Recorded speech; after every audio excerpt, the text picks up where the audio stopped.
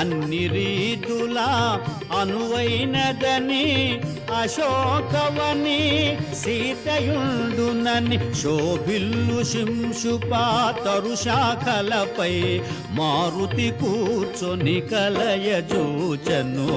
శ్రీ హనుమాను గురుదేవులు నాయద పలికిన సీతారామ కథ నే పలికెద సీతారామ కథ.